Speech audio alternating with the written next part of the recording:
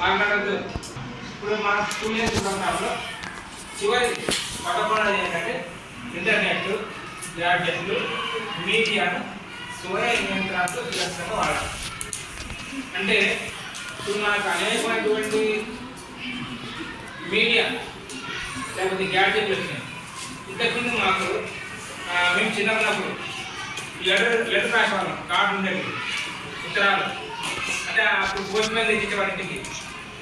అంటే ఎన్ని దినాలకు మేము ఈరోజు రాస్తే అది కర్నూలు పోవాలంటే ఏమి ఒక వారం రోజులు పట్టేది, వారం రోజులు. ఇప్పుడు అట్లా ఫోన్ చేసినా అది రోజులు మాట్లాడతారు. అవునా కదా? ఎంత మార్పు వచ్చింది. మళ్ళీ వాళ్ళు లెటర్ రాయడానికి మళ్ళీ వారం రోజులు పడేది. అప్పుడు చదువు రాని చేసి చదువు వచ్చే దగ్గర పోయి రాసుకొని మళ్ళీ రాసేవాళ్ళు. కాబట్టి ఆ విధంగా ఉండేది. అయితే ఇప్పుడు ఒక 20-30 ఏళ్ళ కన్నా పూర్తిగా మారిపోయింది. ఇప్పుడు వీడియో కాల్స్ ఉన్నాయి. ఎదురు నువ్వు అది అమెరికాలో ఉండు, లేకపోతే రష్యాలో ఉండు, లేకపోతే ఇంకో దేశంలో ఉండు, నువ్వు వీడియో ఉండి కూడా వీడియో కాల్ మాట్లాడచ్చు. అవునా కదా? ఎట్లున్నావు అని చెప్పేసి వాళ్ళంతా ఇల్లంతా చూపిస్తారు కదా. మా ఇంటి ఇక్కడ, మా ఇంటి పడు, మీరు కూడా మా ఇంటి ఇంట్లో ఉన్నాయని చూపిస్తారు. అంటే అంత డెవలప్ అయింది. అయితే ఇంత డెవలప్ అయిన దాన్ని ఏం చేస్తుంటే దాన్ని దుర్వినియోగం చేస్తున్నారు. ఏం చేస్తున్నారు? కాబట్టి మీకు పాఠం పెట్టడం ఉద్దేశం ఏంటంటే ఈ వాడకాన్ని దుర్వినియోగం చేయొద్దు అని చెప్పేసి ఈ పాఠం పెట్టడం జరిగింది. అర్థమైందా? కాబట్టి మీడియా అన్నప్పుడు వార్తాపత్రికలు ఉండేవి. ఇప్పుడు వార్తాపత్రికలు ఉన్నాయి.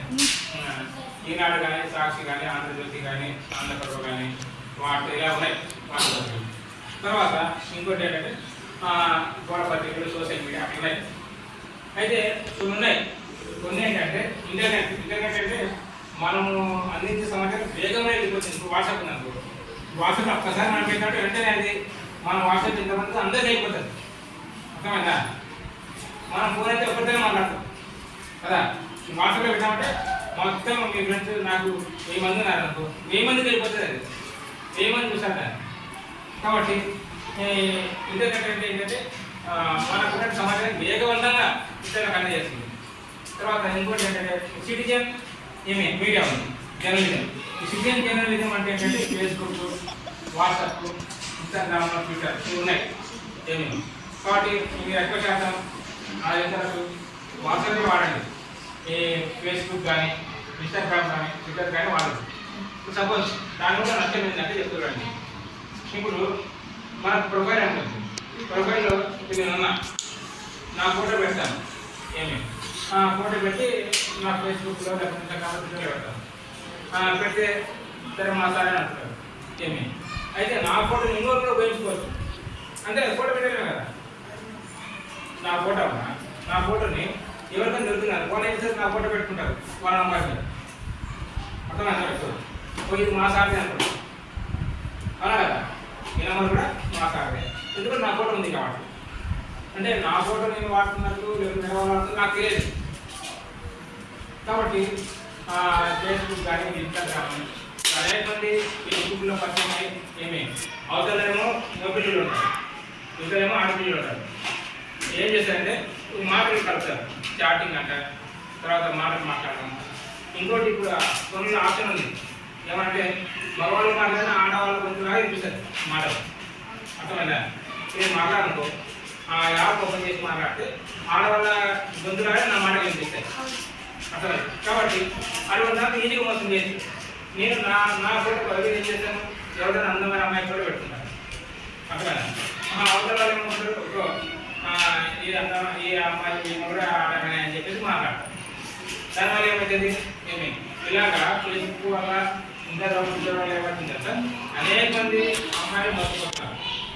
అర్థమైనా? అనేక మంది అబ్బాయిలు మర్చిపోతారు. ఇప్పుడు కొంతమంది బాగా పద్దెనిమిది చేశారు, నాకు ఒక 1000 కావాలా అంటారు.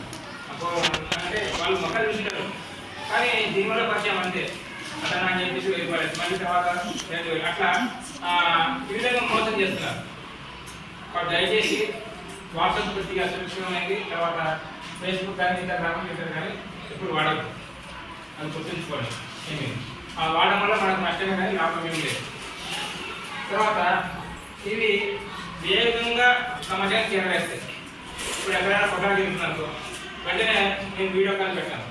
లేకుంటే దాన్ని రికార్డ్ చేస్తాను. రికార్డ్ చేసినట్టు వాట్సాప్లో పెట్టేస్తాను. క్షణాలు వెళ్ళిపోతుంది. అవునా కదా? వెళ్ళిపోతుంది కదా. ఇంతకుముందు అది లేదు.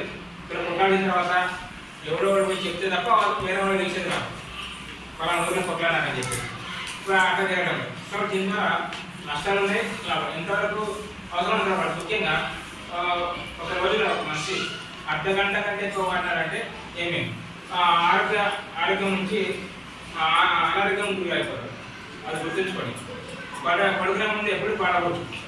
పడుకునే ముందు ఒక గంట ముందు కానీ అర్ధగంట ముందు కానీ దాన్ని వాట మానేయాలి. ఇలాంటి పిల్లలు దాని కొంతమంది పెద్దలు కూడా ఏం చేయాలి, ఆ తప్పు చేస్తున్నారు. అదే వాడుకోండి. దీనివల్ల వచ్చేటువంటి నష్టాలు ఉన్నాయి, లాభాలు ఉన్నాయి. కొంతమంది ఈ వెబ్సైట్ ఉన్నాయి. ఈ వెబ్సైట్ ఉపయోగించుకుంటే ఏమవుతుంది తెలుసా, మీకు విజ్ఞానం సంబంధించినటువంటి మీ చదువు సంబంధించిన విషయాలే తెలుస్తాయి. కానీ కొన్ని వెబ్సైట్లు ఉన్నాయి. కొన్ని వెబ్సైట్ తెలిసి ఏం చేయాలి సార్, మొత్తము చెడ్డ మాటలు చెడ్డ ఫోటోలు అన్నీ వస్తున్నాయి. అది మీకు ఆరోగ్యకరంగా. కాబట్టి ఎప్పటికైనా గుర్తుంచుకోండి, ఎంతవరకు వాడాలో అంతవరకు వాడాలి. ఏమి ఇప్పుడు ఇది ఉంది, దీంట్లో కూడా సినిమాలు పెట్టుకోవచ్చు. పెట్టుకోమా? పెట్టుకోవచ్చు. ఇప్పుడు మీకు ఉన్నాయి. ఏమి 8th క్లాస్ ట్యాబ్స్ ఇచ్చినారు. 8th క్లాస్ ట్యాబ్స్ ఇచ్చినారు. వినండి, ఆ ట్యాబ్స్ కూడా మనం ఏమే ఒక రకంగా చేస్తే దాంట్లో ఏమి కావాలంటే అవి చూడొచ్చు. అట్లా అవి ఎందుకు ఇచ్చింది గవర్నమెంట్? పిల్లలు చదువుకునే ఉద్దేశంతో మంచి కోసం ఇచ్చింది. దాన్ని మంచి కోసం వాడాలి. అలా కాకుండా మన ఇష్టాంతరం మనం వాడితే మన ఆరోగ్యం దెబ్బతింటుంది, మన చదువు దెబ్బతింటుంది. రేపొద్దున మనం ఎవరు ఏమి మెచ్చుకోరు. అది గుర్తుంచుకోండి. కాబట్టి ఇంటర్నెట్, గ్యాడ్జెట్లు, మీడియా దాన్ని ఏం చేయాలంటే అవి మళ్ళీ మన ఆధీనంలో ఉన్నాయి. మనం దాని ఆధీనంలో తిరిగిపోతే ఎప్పుడైనా మన ఆధీనంలో ఉన్నాయి. ఇప్పుడు స్విచ్ ఆఫ్ చేస్తే ఆఫ్ అవుతుంది. ఇప్పుడు స్విచ్ ఆఫ్ చేయకుండా అది ఆఫ్ కాదు. మన స్విచ్ ఆఫ్ చేయాలన్నా నీ చేతిలో ఉంది, స్విచ్ ఆఫ్ చేయకుండా అట్లే ఉండాలన్నా నీ చేతిలో ఉంది. వేరే వాళ్ళకి ఏమైనా స్విచ్ ఆఫ్ చేస్తారు, ఏం చేయరు, నేను చేతిలో ఉంది. అదే స్వీయ నియంత్రణ. అది స్వీయ నియంత్రణ అంటే అదే. కాబట్టి మనమే బాగు చేయాలని మన చేతిలో ఉంది, విడగొట్టుకోవాలని కూడా మన చేతిలోనే ఉంది. కాబట్టి ఈ యొక్క ముఖ్యంగా మొబైల్స్ చాలా జాగ్రత్తగా వాడాలి. తర్వాత ఫేస్బుక్లు ఇంకా తర్వాత పెట్టాలి, వాడకపోవడం మంచిది. ఎక్కువ శాతం వాట్సాప్ కొద్దిగా పర్వాలేదు అది. కాబట్టి ముఖ్యంగా కొంతమంది ఫోన్ చేస్తారు, ఎక్కడి నుంచో ఫోన్ చేస్తారు. ఫోన్ చేసి నీతో బాగా రోజు మాట్లాడతారు.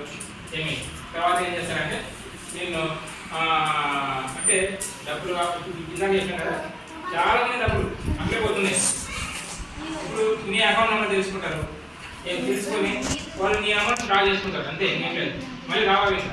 దాన్ని సైబర్ క్రైమ్ అంటారు. ఎవరిదాన్ని సైబర్ క్రైమ్ అంటారు. సైబర్ క్రైమ్ అంటారు. కాబట్టి వాటి నుంచి కూడా చాలా జాగ్రత్త ఉన్నారు. సైబర్ క్రైమ్ అంటారు. కాబట్టి మీరే ఎంతవరకు కాకుండా అంత మంచిది. దాని తప్పి మనం మనకు మన ఆరోగ్య దెబ్బతింటే మనం ఆర్థికంగా నష్టపోతాం. ఏమి ఇతర మర్యాద అర్థమైనా. కాబట్టి మరి మన మొబైల్ కానీ ట్యాబ్ కానీ జాగ్రత్త వాడతామా? Thank you.